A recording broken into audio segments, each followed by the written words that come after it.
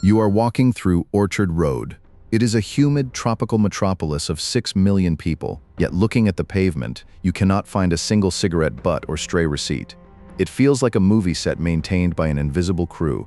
You assume this is just an incredible feat of city maintenance or a cultural quirk, but the reality is far more clinical. In 1968, Singapore launched the Keep Singapore Clean campaign, a national strategy that utilized fines and public policy to moderate behavior. While the world thinks this island is just well-behaved, the truth is that Singapore's cleanliness strategy was consciously designed to serve as a symbol of both physical hygiene and political integrity to attract international investment. The question isn't how they got clean, but what they were willing to prioritize to stay that way. If you could step back in time to the early 1960s, you wouldn't recognize this place. It wasn't the shimmering, glass-laden metropolis of today. It was a humid, sprawling landscape where public sanitation systems were limited. Open drains overflowed with dark, stagnant water. Piles of refuse were left to rot in the tropical heat. Narrow streets were cluttered with the debris of a rapidly growing, unregulated population. For the people who actually lived there, this wasn't an abstract policy failure. It was the texture of every single day. Think about what that means on a human level. Children played near stagnant water that bred disease. Families cooked and slept within reach of that pervasive, inescapable stench. The physical burden of navigating the filth wasn't shared equally either. It settled hardest on those with the least ability to escape it. The poor, the densely housed, the communities already squeezed into the city's most neglected corners bore the full weight of the rot. For them, the grime wasn't a political symbol. It was a direct tax on their health and a daily erosion of their dignity. That lived experience matters because it explains something that top-down history often forgets. When reform eventually came, it didn't land on a reluctant or indifferent public. It landed on a population that was exhausted, resentful, and quietly desperate for someone to treat their environment as worth saving. The collective fatigue of enduring that decay made ordinary residents not just tolerant of radical intervention, but hungry for it. That hunger is the invisible foundation beneath every law, every fine, and every campaign that followed. The question is what it actually took to channel that desperation into a system that could hold. To overhaul the entire social fabric, the government looked toward a focused experiment. In 1968, the launch of the Keep Singapore Clean campaign turned public hygiene into a matter of national strategy. While many developing nations focused solely on industrial output, the leadership saw things differently. They understood that a filthy environment was more than just an eyesore. It was a signal to the rest of the world that the nation was unstable and potentially unworthy of trust. According to government policy research, this cleanliness strategy was consciously designed to serve as a symbol of both physical hygiene and political integrity. The logic was simple. If you could prove you were capable of managing your own waste, you could prove you were capable of managing international capital. They needed foreign investment to survive, and they knew that the world's most powerful corporations would prioritize a city that looked and felt like a stable zone. Therefore, cleanliness became the nation's first true export. It turned the streets into a physical manifestation of the state's governing philosophy. By enforcing strict standards, the policy aimed to cultivate a reputation for reliability and efficiency. It wasn't just about the aesthetics of a clean sidewalk. It was about creating a controlled environment that, if the pipes worked and the streets were spotless, investors reasoned that the banking regulations and the legal system likely worked with that same level of precision. This was not a secondary goal. It was a core pillar of their economic and political branding. What they found next would reinforce this through the use of public shame. To turn an entire nation into a self-policing engine, the government didn't just bank on civic pride, they utilized the social cost of failure. If you decide to drop a piece of paper on the sidewalk, you are not just violating a social contract, you are triggering a very specific mechanism. A first-time offense for littering carries a minimum fine of SG 300. That is a steep price for a single discarded wrapper. However, the state realized early on that a simple fine often fades from memory once the bank account recovers. Money can be replaced, but humiliation sticks. This is where the strategy shifts from taxation to theater. For repeat offenders, the routine escalates into what locals know as corrective work orders. You might envision a private fine paid in the dark, but the reality is much more public. Those caught repeatedly littering are required to clean public areas while wearing high-visibility vests. In the middle of busy pedestrian plazas or crowded hawker centers, they are required to pick up trash while the public watches. It serves as a deterrent that transforms a private bad habit into a public spectacle. You aren't just paying a penalty, you are being forced to advertise your own non-compliance to every passerby in the city. By integrating this layer of performance into the law, Singapore ensures that the consequences for disorder are physically impossible to ignore. It is a calculated form of social conditioning that prioritizes the collective environment over the comfort of the individual. But as effective as this shaming tactic was, it only accounted for surface-level refuse. The real war was happening behind the scenes. The streets are only the front line in a much larger war against entropy. Once the litter is picked up and the streets are scrubbed, the city faces a far more persistent enemy. Garbage by its very nature rots, smells, and invites pests. You might think modern cities simply haul their refuse to a massive pile on the outskirts, but in a nation the size of Singapore, space is the ultimate luxury. There is simply no room for the mountains of trash that define the outskirts of other major capitals. To solve this, the government turned to a form of industrial management. Singapore operates 4 incineration plants that burn nearly all burnable waste. These are not merely furnace buildings, they are specialized high-heat engines of transformation.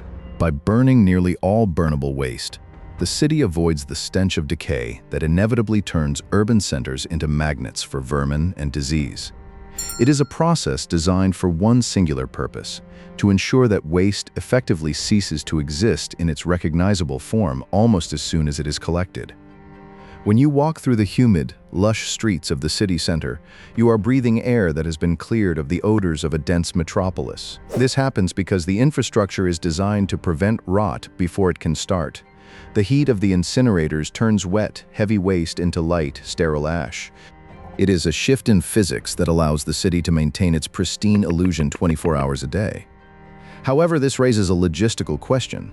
If you burn everything to ash, where does the residue of an entire island nation go when there is nowhere left to dump it?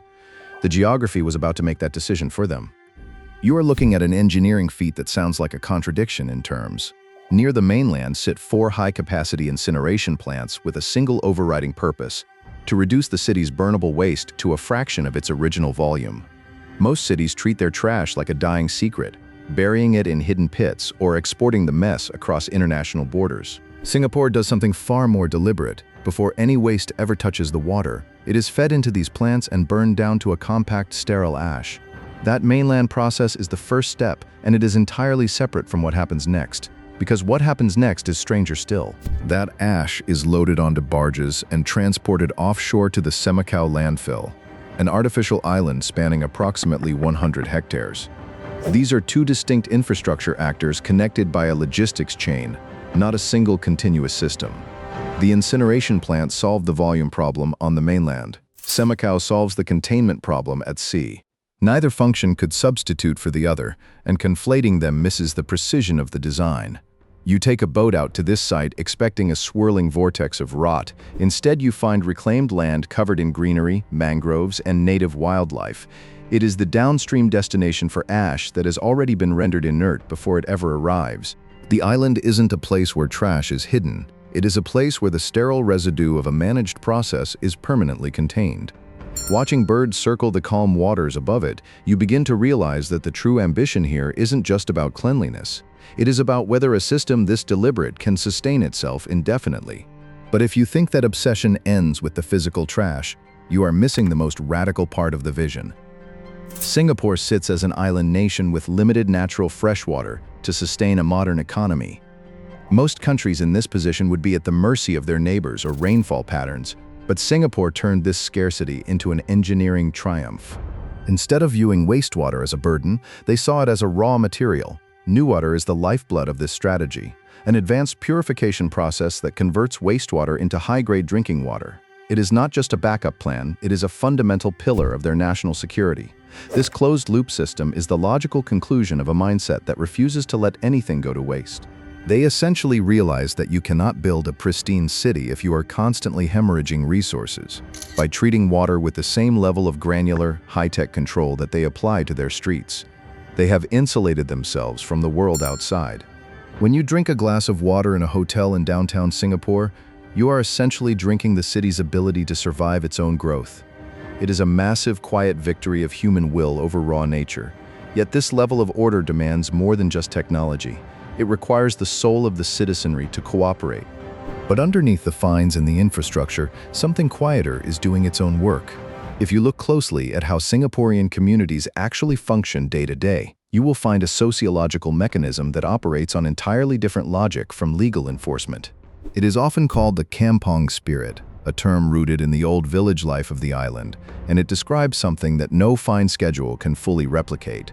In a traditional kampong, the village wasn't an abstraction, it was the people immediately around you, and their judgment was immediate and inescapable. That proximity created a form of social accountability that didn't require a police report to activate. You kept your space clean not because you feared a fine arriving in the post, but because the neighbor who watched you every morning would register the failure instantly. The pressure was ambient, constant, and deeply personal. What makes this mechanism distinct is the direction it moves. Legal enforcement flows downward from the state. The kampong spirit flows laterally, between equals. A littered corridor in a housing block isn't just a regulatory violation under this framework. It is a breach of a shared agreement between people who consider that space a collective extension of their homes. The discomfort it generates isn't legal anxiety. It is social dissonance, the feeling of having let down people you see every day. This is why the cultural fabric holds under the pressure of a dense, modern city in a way that pure enforcement never could on its own. When communal shame becomes the mechanism, the city no longer needs an inspector in every corridor. The question is, what happens when that lateral pressure encounters behavior the community itself cannot agree on? But there is a flip side to this collective pride, and it is best captured in one of the world's most misunderstood legends. If you walk through a high-end shopping district or a neighborhood plaza, you will notice something peculiar. You will never see a discarded wad of gum stuck to the underside of a bench. You will never scrape the bottom of your shoe against a sticky, blackened spot on the pavement. This is not an accident of nature. It is the result of a deliberate surgical intervention that has become the ultimate symbol of the city's regulatory identity. Since 1992, the sale and import of chewing gum have been heavily regulated in Singapore. People often treat this as a joke or a sign of an overly restrictive nanny state. But if you look at it through the lens of their urban strategy, it makes perfect sense. The government viewed gum as a form of social friction, a small but persistent irritant that introduced chaos into a landscape they had spent decades trying to perfect. It was seen as an unnecessary impurity that required constant, inefficient manual labor to remove from public transit and shared spaces. By tightening the grip on who could bring that sticky synthetic mess into the city, they essentially cut the problem off at the source. Possession and consumption are not entirely illegal today, but the regulation shifted the cultural standard. It effectively sent a message that even the smallest, stickiest traces of human disorder have no place in a totalized, high-functioning environment. In Singapore, even your breath is a matter of statecraft, pulling the whole machine together. When you stack these layers together, the reality becomes impossible to ignore. You have the high visibility of the corrective work order vests in the public square, the chemical alchemy of turning wastewater into drinkable new water, and the massive scale of the Semicao landfill. These might appear as isolated initiatives, but they are actually components of a synchronized machine. Singapore did not get clean by accident. Singapore was built clean. Every single one of these policies traces back to a foundational strategy launched in 1968. It is a 56-year feedback loop that refuses to allow even a moment of negligence to take root. Think about the sheer intensity of this. The state does not just react to waste or disorder because it anticipates them. By integrating infrastructure with deep-seated social expectations, the government turned cleanliness into a proxy for the nation's own survival. They treat a discarded gum wrapper or an unkempt alley as a breach in the national defense. The result is a landscape that feels almost synthetic in its perfection. The triumph here is not just that the streets are scrubbed by machines or that the waste is burned away in 4 massive incinerators. The true success is that this rigid framework became the default setting for an entire population. They created an environment where the absence of decay is not just enforced from the top down, but validated by the reality of the daily experience. You walk through these streets and realize that chaos is not a natural state of a growing city. It is an unsustainable cost that must be paid. Maintaining this standard carries a hit. You cannot build a pristine urban environment simply through willpower and high-visibility vests.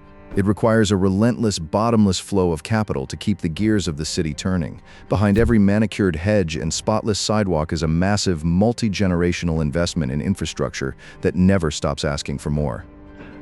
The personnel costs, the constant mechanical upkeep for incinerators, and the energy required to fuel this cycle are staggering. Singapore opted to trade a certain degree of carefree urban spontaneity for an absolute commitment to structural order. This is not a cheap deal. By treating every stray piece of paper or unkempt verge as a direct threat to the national brand, the country created a feedback loop where the cost of maintenance is baked into the cost of existence. It forces us to ask a difficult question. If you take away the massive budget and the specific legal infrastructure, could this level of cleanliness even exist anywhere else? Some cities choose to budget for growth and development, but Singapore chose to budget for permanence and hygiene. This reflects a philosophy where aesthetics are not just visual perks, but the actual foundation of economic legitimacy. It is an exhausting way to run a country. It demands that every single citizen participate in the labor of maintenance, day after day, year after year. There is no off switch for a city built on the premise that decay must be defeated every morning before the sun comes up. Ultimately, this rigid maintenance ensures that a 100-hectare landfill remains the only way to hold the entropy of a nation at bay. This focus on order forces a difficult realization. We often view our public spaces as mere backgrounds to our lives, but Singapore proves that a city is a mirror reflecting the collective discipline of its people. If our own streets were the primary metric by which the world judged our success, would we finally change how we treat them? Subscribe to join us as we continue to uncover the systems that quietly define our modern lives.